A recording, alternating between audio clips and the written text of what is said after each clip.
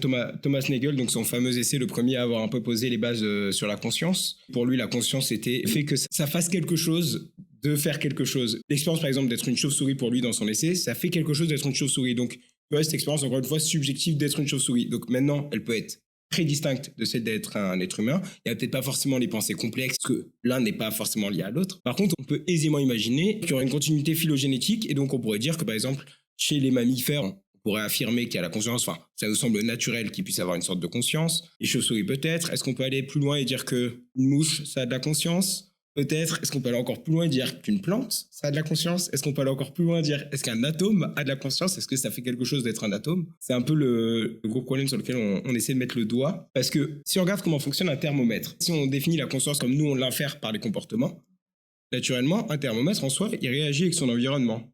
Il va s'adapter à la température. Et en plus, quand on regarde nous, en soi, nos atomes qui font notre cerveau, qui font notre conscience, etc., qui font notre corps et donc notre conscience, suivent les mêmes lois physiques que les atomes qu'il y a dans ce thermomètre. Quelque part, on est constitué juste de plein de petits thermomètres. Et pourtant, il y a encore cette chose-là qui émerge et sur laquelle on a... On n'arrive pas à pointer du doigt.